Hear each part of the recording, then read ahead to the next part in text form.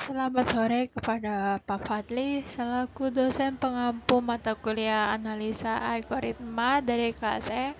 Di sini kami dari kelompok IHEF akan mempresentasikan proyek akhir yang kelompok kami buat. Di sini saya Angelina dengan NIM 2021 31152. Dan saya Febrianti Rekesialan dengan NIM 2021 31201. Nah, di sini kami akan menjelaskan apa itu divide and conquer. Definisi dari divide and conquer itu tersendiri, yaitu suatu strategi algoritma yang digunakan dalam pemrograman dan analisa algoritma. Nah, konsep pemecahan masalahnya itu lebih ke sub masalah yang lebih kecil. Terus kemudian pemecahan masalahnya itu secara terpisah dan akhirnya itu solusinya digabungkan untuk mendapatkan solusi akhir untuk masalah aslinya. Nah, berikut adalah contoh masalah dan penyelesaiannya, yaitu pada pengurutan sorting, itu diberikan sebuah larik dengan elemen-elemen yang perlu diurutkan secara ascending menaik atau descending menurun. Yang pertama itu divide. Bagi larik menjadi dua bagian yang seimbang, tentukan elemen tengah dan pisahkan larik menjadi larik kiri dan larik kanan. Yang kedua itu ada conquer. Rekursif urutkan setiap sublarik secara terpisah. Jika panjang sublarik hanya satu, maka sublarik tersebut dianggap sudah terurut. Yang berikutnya adalah combine. Gabungkan sublarik yang terurut menjadi satu larik hasil, menggabungkan larik kiri dan larik kanan dengan metode menggabungkan, merge, atau pemilihan selection sesuai aturan pengurutan yang diinginkan. Yang berikut yang kedua itu contoh masalah dan penyelesaian kedua itu ada pencarian atau searching. Diberikan sebuah larik terurut dan sebuah elemen target. Di sini kita perlu mencari apakah elemen target ada dalam larik dan mengembalikan indeks jika ditemukan. Jadi itu ada divide atau membagi. Bagi larik menjadi dua bagian dengan mencari elemen tengah, tentukan apakah elemen tengah lebih besar atau lebih kecil dari elemen target. Yang kedua adalah congruer atau menaklukkan. Jika elemen tengah sama dengan elemen target, mengembalikan indeksnya jika elemen tengah lebih besar dari elemen target. Rekursif cari di bagian kiri larik. Jika elemen tengah lebih kecil dari elemen target, rekursif cari bagian kanan larik. Combine atau menggabungkan, mengembalikan hasil pencarian dari rekursif sebagai hasil akhir. Jika elemen target ditemukan, mengembalikannya indeksnya. Jika tidak ditemukan, mengembalikan min1. Yang ketiga itu pemecah masalah pembagian tugas atau task scheduling. Nah, masalah ini ketika kita memiliki kumpulan tugas yang harus dikerjakan dan sejumlah sumber daya, misalkan mesin, pekerjaan, atau prosesor yang tersedia.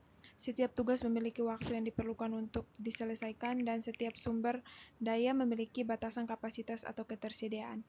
Tentukan penugasan tugas yang optimal ke sumber daya yang tersedia dengan memaksimalkan penggunaan sumber daya dan minimalkan waktu penyelesaian keseluruhan. Di sini ada 3 itu device membagi. Itu bagi sistem persamaan linear menjadi dua subsistem yang lebih kecil dengan membagi matriks koefisien menjadi dua bagian. Yang kedua itu adalah congruer atau menaklukkan. Rekursif selesaikan setiap subsistem persamaan linear secara terpisah untuk mendapatkan solusi subsistem. Yang ketiga itu adalah combine, menggabungkan solusi subsistem untuk mendapatkan solusi akhir sistem persamaan linear. Nah, yang bagian 4 itu ada penyebaran dan penyatuan data atau scatter-getter. Masalah ini jika kita memiliki kumpulan data besar yang perlu diproses secara paralel menggunakan beberapa prosesor, tugasnya adalah membagi data menjadi bagian-bagian yang lebih kecil, menyebar bagian-bagian tersebut ke prosesor yang tersedia untuk diproses secara paralel, dan kemudian menggabungkan hasil pengolahan dari masing-masing prosesor menjadi hasil akhir. Yang pertama divide, membagi. Bagi data menjadi bagian-bagian yang hampir sama dengan setiap bagian berisi sejumlah elemen data. Yang kedua itu adalah congruer. Itu setiap prosesor mengambil bagian data yang ditugaskan dan memprosesnya secara independen. Setiap proses menghasilkan hasil pengolahan untuk bagian data yang ditugaskan. Yang berikutnya adalah combine. Hasil pengolahan dari setiap prosesor digabungkan menjadi satu hasil akhir. Baik, yang kelima itu perhitungan perpangkatan. Masalahnya, diberikan bilangan bulat positif X dan bilangan bulat non-negatif N. Hitung nilai X pangkat N. Langkah penyelesaiannya, Itu device bagi pangkat menjadi dua bagian dengan mengurangi eksponen menjadi setengah. Yang kedua itu adalah congruer menaklukkan rekursif hitung hasil perpangkatan pada pangkat setengah. Yaitu berikutnya combine menggabungkan hasil perpangkatan pangkat setengah untuk mendapatkan hasil perpangkatan pada eksponen asli.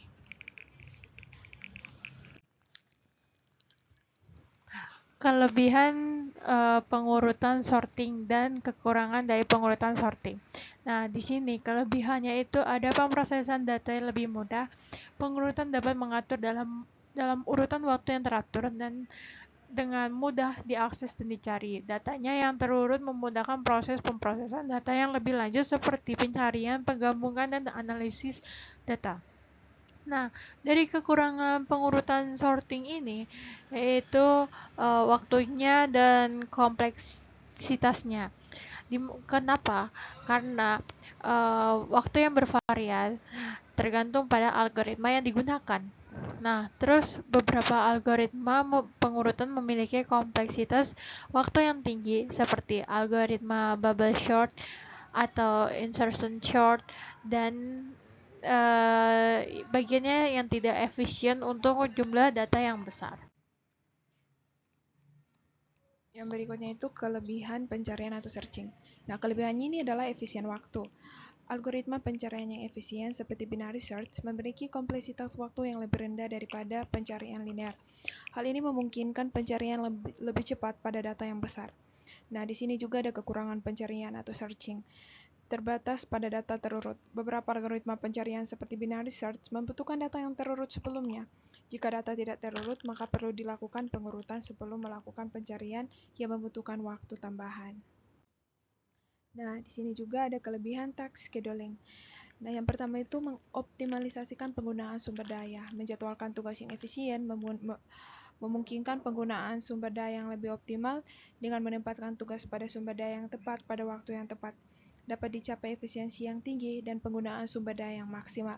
Kekurangan task scheduling ini kompleksitas implementasinya itu implementasi algoritma penjadwalan tugas dapat menjadi rumit dan membutuhkan pemahaman yang mendalam tentang aturan dan ketergantungan tugas serta faktor-faktor yang lain yang dapat mempengaruhi proses penjadwalan. Yang berikutnya itu adalah kelebihan scatter-getter. Paralelisme pendekatan scatter-getter memungkinkan pemrosesan paralel pada submasalah yang terpisah.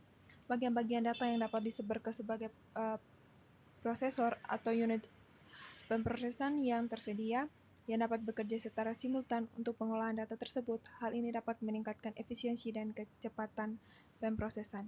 Kekurangan scatter-getter ini overhead komunikasi. Penggunaan pendekatan scatter-getter dapat memerlukan overhead tambahan dalam hal komunikasi antara prosesor. Komunikasi dan sinkronisasi antara prosesor dapat menghabiskan waktu dan sumber daya tambahan.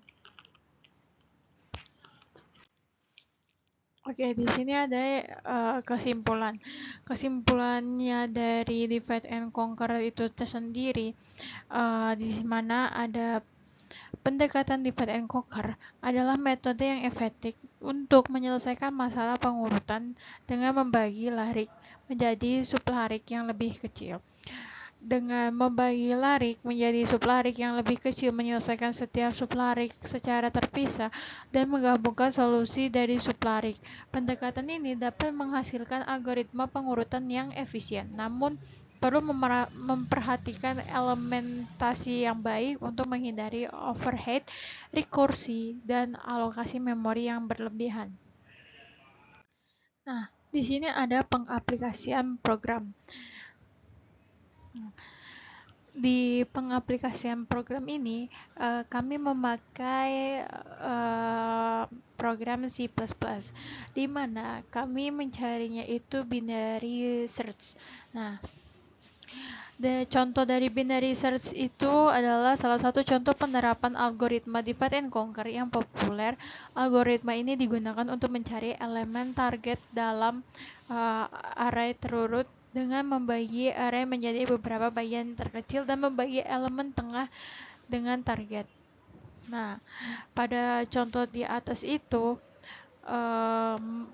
menggunakan rekursi untuk membagi array menjadi dua bagian dan mencari target secara berulang di salah satu bagian tergantung pada perbandingan dengan elemen tengah. Nah, jika elemen tengahnya dengan target fungsi akan mengembalikan indeks elemen. Jika targetnya lebih kecil dari elemen tengah, pencarian dilakukan di bagian kiri arraynya. Nah, contoh di atas itu array awalnya ada 1, 3, 5, 7, 9, 11, 13 adalah array yang terurut secara menaik. Kita mencari elemen target ke-7. Nah, di sini target elemennya itu ya ke-7. Nah, ya, dalam fungsi binary search-nya itu mengembalikan indeks 3. Nah, dikembalikanlah indeks 3-nya itu yaitu indeks elemen 7-nya dalam array itu kan kita bisa lihat nih hasilnya itu kan di sini 7 ya. Nah, itu mohon maaf ini 5 yang agak ikut karena kurang sempurna untuk lingkarannya. Dengan membagi pencariannya menjadi bagian yang lebih kecil, binary search itu dapat mencari target dan efisien dalam array terurut kompleks dalam waktu 0 atau log n, di mana n-nya adalah elemen dalam array tersebut. Nah, penjelasannya itu dalam perbarisnya itu ini kita ulang terlebih dahulu. Oke, di sini dalam C++-nya itu seperti biasa lah. Ini adalah semacam direktif prosesor yang mengizinkan penginputan atau kayak library-nya dari C++. Kita melakukan pemanggilannya terlebih dahulu. Terus habis itu di C++ binary search-nya itu ada integer, ada array, terus habis itu if low, high, terus in, min sama dengan low gitu. Nah, terus dari sini ini adalah sebuah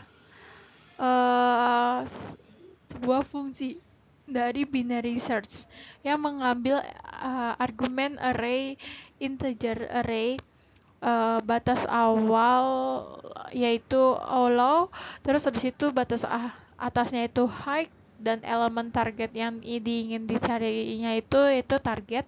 Fungsi mengembalikan indeks elemen target itu ditentukan untuk mengembalikan min 1 jika elemen tidak ditemukan. Nah, if low high yang ini itu dia menunjukkan bahwa ada elemen yang dapat dicari dalam subarray. Nah, terus habis itu di in main-nya itu in main sama dengan low plus high minus low per 2. Itu kita tuh untuk menghitung indeks elemen tengah dalam subarray. Nah, if array mainnya itu kita pengecekan jika elemen tengah adalah elemen target. Jika iya, maka indeksnya main dikembalikan. Nah, pengecekannya itu dilakukan secara berurutan dan terulang secara baik. Nah, terus habis itu untuk hasil returnnya itu -1, return -1-nya itu lebih besar dari batas high-nya. Artinya target tidak ditemukan dalam subarray saat ini. Dalam kasus ini, fungsi binary search mengembalikan -1 untuk menandakan bahwa elemen tidak ditemukan. Nah, jadi dari sini tuh elemennya itu tidak ditemukan di dalam pencarian binary search. Nah, terus abis itu kita ke di in-main-nya ini, in-main-nya itu karena di dalam in-main ini titik masuk utama dalam program. Nah, ini adalah titik masuk dalam program. Nih, in-main-nya titik masuk dalam program. Terus habis itu in rar dan codingan ini itu merupakan instalasi dengan ukuran array menggunakan operator size of atau variabel target yang diinstalasi dengan elemen yang akan dicari. Terus habis itu in result binary search and target itu dia hasil pencariannya dapat disimpan dalam variabel result. Terus if result itu elemennya kan kita cari nih, ada elemen tidak ditemukan, elemen ditemukan di indeks. Nah, jadi pengecekan hasil pencarian jika result adalah -1, artinya elemen tidak ditemukan, maka pesan elemen tidak ditemukan ditampilkan. Nah, terus habis itu jika result bukan -1, artinya elemen ditemukan, maka pesan elemennya ditemukan atau ditemukannya indeks tampilannya. Maka dari sini hasil resultnya itu kita melihat dari kata-kata yang ini. Ada result yang ditemukan, elemen yang diindekskan. Nah, return null itu bahwa program selesai dieksekusi dan mengembalikan nilai 0 kepada sistem operasi sebagai tanda bahwa program berakhir dengan sukses. Oke, sekian dari kelompok kami. Kurang lebihnya mohon maaf. Selamat sore.